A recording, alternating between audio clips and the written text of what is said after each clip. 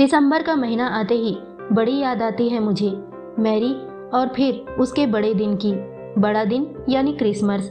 Mary को हमारी जिंदगी से गए पूरे 7 साल हो गए हैं, पर लगता है मानो कल की ही बात हो। 8 साल पहले हम अपने इस नए घर में जुबली हिल जैसे पास इलाके में शिफ्ट हुए थे। पुराने घर पर भी 3 नौकर थे, लेकिन एरिया बदल जाने से यहाँ एक भी नौकर नहीं आ सकते थे। ये गैजेट कम्युनिटी थी, इसके ठाट निराले थे।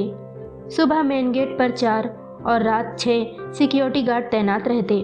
कॉमन गार्ड में 5 माली 16 हाउसकीपिंग स्टाफ देखकर मेरा दिल तो घबरा रहा था कि अब यहाँ कुक कैसे और कितने में मिलेंगे। पैसे से हम पति पत्नी दोनों डॉक्टर, इससे बिना हाउस हेल्प के जिंदगी की गाड़ी को आगे बढ़ाना मुश्किल हो गया था। बच्चे बिंदास थे। Mom, no problem, we will order whatever we like. आप ही बता दीजिए, थाली से लेकर चाइनीज सब कुछ घर बैठे मंगवा देंगे। Lock your kitchen for some time. मेरे तो पैरों तले जमीन खिसक गई। बाप रे, कैसे करूँगी यह सब। सासू माँ भी साथ रहती है। उन्होंने मेरी और आंखें तरेरी। तुम्हारी गृहस्थी है, तुम्हारे बच्चे और पति भी तुम्हारे, मेरे से कोई आशा न रखना। मैं क्या खाती हूँ? 2 रोटी और इत्तू सा चावल। साथ ही इत्तू सा दिखाने वाला हाथ का इशारा भी कर दिया। ऊपर से पति भी। क्या हो जाता है इंदु तुम्हें? तुम भी ना, याद है ना, शादी के बाद तुम कुकरी की मास्टर बन गई थी।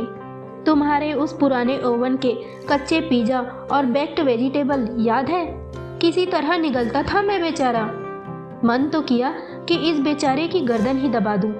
तब तो वाह, क्या बना है। तुम्हारे हाथों में जादू है। मैं कितना लक्की हूँ, तुम्हारी जैसी सर्वगुण संपन्न बीवी मिली है। यह सब एक ही सांस में कह देते थे, और आज अपनी अम्मा को देख इतनी हिम्मत। अभी मैं अपना पसीना पोंछ ही रही थी कि एक गार्ड जिसका नाम क्रिस्टोफर था मुझसे मिलने आया। डॉक्टर साहब, आपको कुक चाहिए? एक हाउसकीपिंग स्टाफ ही थी। मैं तो पागल की तरह कूद पड़ी। हाँ हाँ बताओ, कौन है, कहाँ है, मिलने बोलो। गार्ड ने कहा, मेरी बहन है मैडम, एक डॉक्टर के यहाँ काम करती थी, उनका पूरा घर संभालती थी। डॉक्टर साहब वापस अपने होम टाउन चले गए हैं, काम ढूंढ रही है बेचारी। मैंने कहा, ठीक है, ले आओ, शाम को मिल लेते हैं। शाम को एक कुक आने वाली है। इस थॉट ने ही मानो पूरे शरीर में ऊर्जा भर दी। मैं जल्दी जल्दी घर के काम निपटाने लगी। बिटिया बोली, वाह मॉम, आप तो इतना काम कर रही हो। और बेटा चिल्लाया, मॉम, मेरे लिए पनीर पराठा। पति ने भी फरमाइश कर दी, मुझे अंडा पराठा मिलेगा। सासू माँ कहाँ पीछे रहती, उन्होंने भी कह दिया, सादी दाल और थोड़ा चावल बना लो, नहीं तो पतली मूंग दाल की खिचड़ी ही। मेरे तो हाथ पैर ही फूल गए। मन में बस एक ही अरमान था कि कब शाम हो और नई कुक आ जाए। शाम हुई और एक सावली सी, लंबी और बड़े तरीके से बांधी हुई साड़ी के साथ, जिसके चेहरे पर एक अलग ही चमक थी, वो आई और उसने कहा कि मैडम, मैं कुक हूँ। गुड इवनिंग मैम, मेरा नाम मैरी है। आवाज़ भी इतनी साफ और मधुर थी, मैं तो खुश हो गई। मेरी ज़रूरत इतनी ज़्यादा थी कि मैंने भी ये तक नहीं पूछा कि कितना लेगी, सीधा दूसरे दिन आने को कह दिया। दूसरा दिन तो महीने का अभूतपूर्व दिन था। सुबह सुबह ही सबसे पहले good morning ma'am, good morning sir, good morning माजी से शुरू हुआ। बच्चे भी बाबा और बेबी बन गए। घर तो मानो खुद का स्विगी और जोमेटो बन गया। बेटा कभी ऑर्डर करता, मेरी आंटी आज एग रोल, तो कभी पिज़्ज़ा, तो कभी मंचूरियन। मैरी ने किचन इस तरह संभाल लिया था मानो उसका खुद का घर हो। हम सब मैरी पर फिदा थे। एक दिन मैं हॉस्पिटल से आकर अपनी एक पुरानी नाइटी ढूंढ रही थी, जो मुझे बहुत प्यारी थी, उसके योग में एक नई कश्मीरी कढ़ाई की वजह से। मेरे चिल्लाने पर बेटी ने कहा, अरे वो तो मैंने मेरी आंटी को दे दी। मैंने पूछा, किससे पूछकर? बेटी भी चिल्लाई, अरे आंटी को अच्छी लगी, उन्होंने मांगी, वैसे भी पुरानी हो गई थी सो दे दी। ऐसा पहली बार हुआ था कि बिटिया ने मुझसे बिना पूछे मेरी कोई चीज़ किसी को दे दी। मुझे झटका सा लगा। बाद में पति और बेटा और सासू माँ ने भी मेरे इस छोटेपन की बहुत हंसी उड़ाई। एक पुरानी नाइटी के लिए मैं कितना हल्ला मचा सकती हूँ। दूसरे दिन सुबह मैंने मैरी से पूछा, मैरी, तुमने मेरी नाइटी क्यों मांगी? मैरी ने कहा, आप भी ना मैम, कितना हल्ला मचाती है, वो भी एक पुराने कपड़े के लिए जो कि पूरा घिस गया था। हमको एम्ब्रॉयडरी बहुत पसंद आ गया था, इसीलिए बेबी से मांग लिया। बेटी अपने कमरे से ही चिल्लाई, क्या मॉम, आप भी सुबह सुबह शुरू हो गई। पति भी आ पहुंचे किचन में। बाप रे, फिर वही नाइटी, रात से वही सुन रहा हूँ। मुझसे मेरी बेइज्जती नहीं झेली जा रही थी। चुपचाप वहाँ से निकल लेने में ही भलाई समझी। और मैरी तो विजयी भाव वाले भाव से मुझे ताक रही थी। मेरे घर को इतना सुख देने वाली मैरी उस दिन मुझे बहुत भारी लगी। लेकिन उसके बाद घर से, कभी किचन से कई चीज़ें और बच्चों के पुराने कपड़े, जूते, बेटी के पुराने ईयर रिंग्स, ब्रेसलेट मैरी को बिना मेरी जानकारी के भेंट किए जाने लगे। मुझे पता तब चलता जब बिटिया आवाज़ लगाती कि मॉम, आज आते वक्त ब्लू ऑफ वाइट लेगिस ले आना। मैं पूछती थी ना तुम्हारे पास, चेक करो कबर्ड में। बिटिया बताती, टाइट हो गई थी मॉम, सो मैंने मेरी आंटी को दे दी। मैं समझ जाती कि कुछ बोलना बेकार है। मीडियम साइज कप थी, ये छोटी मैडम को टाइट हो सकता है।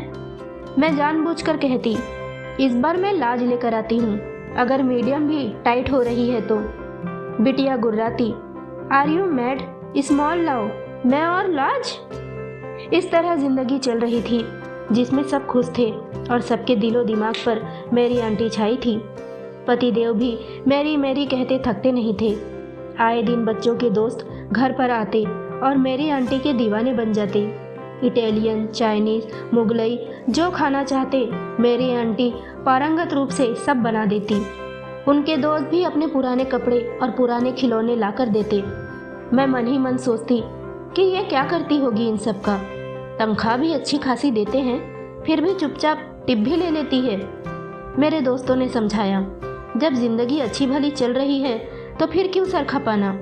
पुरानी चीज़ें और वो भी मांग कर ले जा रही है, घर साफ हो रहा है तेरा। और तो और मेरी सहेलियों ने भी अपने पुराने सामानों की मैरी पर वर्षा शुरू कर दी। घर आते ही मेरी हाजिर हो जाती। मैरी की कॉफ़ी, कोल्ड कॉफ़ी या जलजीरा, सब कुछ बियॉन्ड दिस वर्ल्ड था। एक दिन मैंने पूछ ही लिया, ये सब किसके लिए ले जाती हो मैरी? मैरी का जवाब था, मेरे घर में 10 बच्चे हैं मैडम। मैंने पूछा, किसके? तुम्हारे भाई की तो शादी भी नहीं हुई है और तुम भी अविवाहित हो। तुम्हारे भाई ने बताया था। कहीं तुमने बच्चे अडॉप्ट कर लिए हैं क्या?